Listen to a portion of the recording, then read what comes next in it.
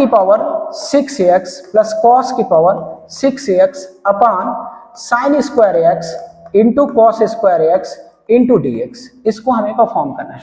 तो कैसे परफॉर्म करेंगे जरा देखो, ध्यान से देखो। इसको हम कर सकते हैं साइन की power 6x upon sine square x into cos square x plus cos की power 6x upon sine square x into cos square x, ठीक है, इंटू क्या कर देंगे, dx कर देंगे।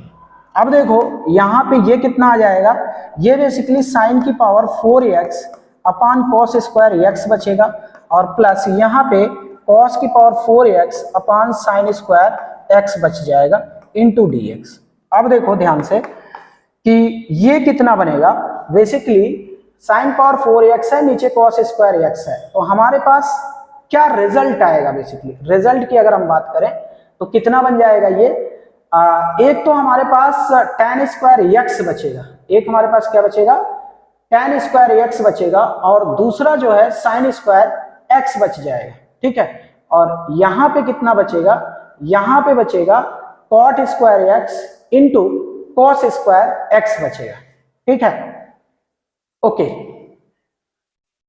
तो देखते हैं इसको,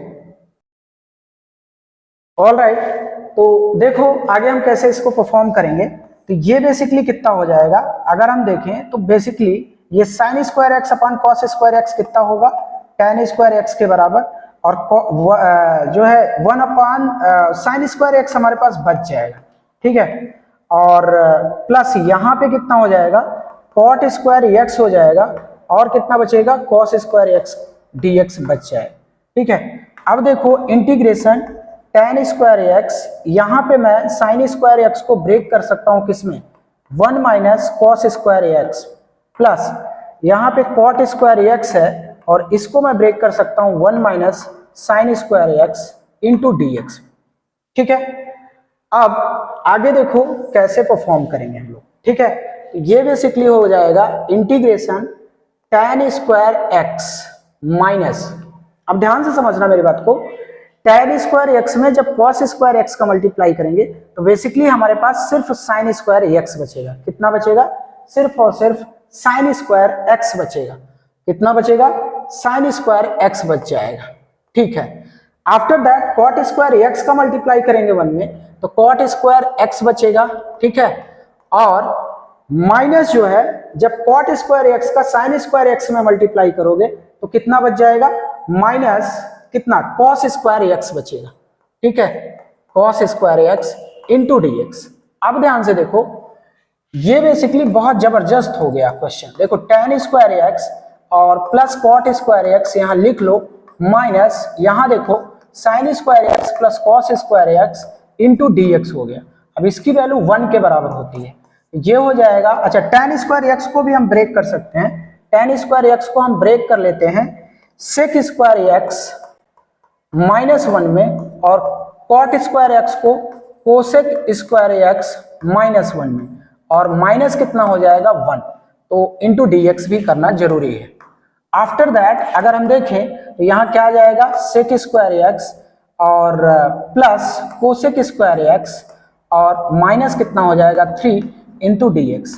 तो सेक स्क्वायर एक्स का इंटीग्रेशन कितना होता है tan x, cosec square x का कितना होता है माइनस कॉट एक्स, और 3 का कितना होता है 3x, तो माइनस 3x प्लस c, ठीक है।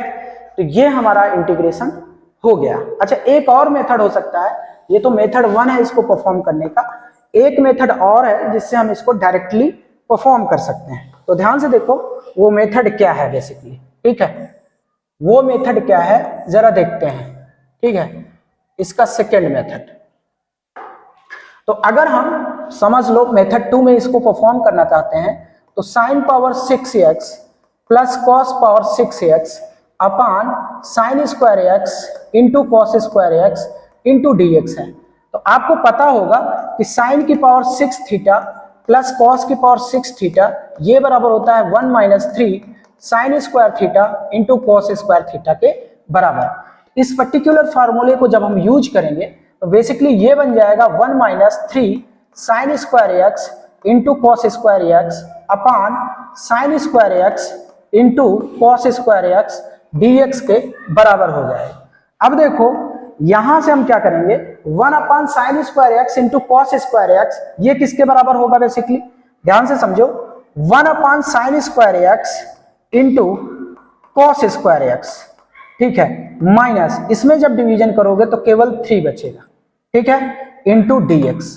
और हम एक चीज जानते हैं कि इसको हम ऑलरेडी परफॉर्म कर चुके हैं कि 1/sin² इंटू cos² का इंटीग्रेशन क्या होता है, आपको पता होगा, अभी जस्ट हमने परफॉर्म किया है, या डायरेक्टली मैं परफॉर्म कर देता हूं।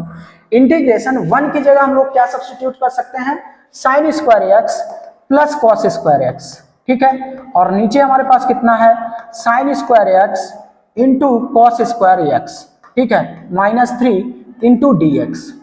ओके, अब इसको हम लिख सकते हैं, देखो इसमें डिवीजन करोगे तो बेसिकली sec² बचेगा, और इसमें डिवीजन करोगे तो कितना बचेगा, cosec² बचेगा, और -3 इंटू dx, ठीक है।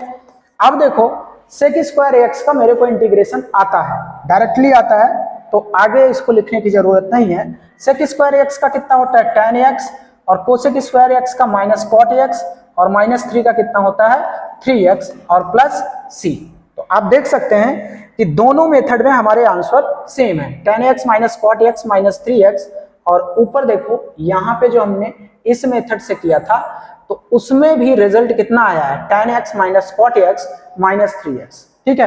तो दोनों का रिजल्ट क्या है, सेम है, मेथड भले अलग अलग है लेकिन रिजल्ट दोनों का सेम है। क्लियर हो रहा होगा आप लोगों को, ठीक है। आगे बढ़ते हैं हम लोग क्वेश्चन में, ठीक है, आगे बढ़ते हैं, इसको मूव कर देते हैं ऊपर की ओर, ठीक है, और कुछ क्वेश्चंस और भी हम लोग ले लेते हैं, ठीक है, ट्राइगो का। ऑल राइट, यहां तक सब कुछ बढ़िया जा रहा है, कोई दिक्कत नहीं है।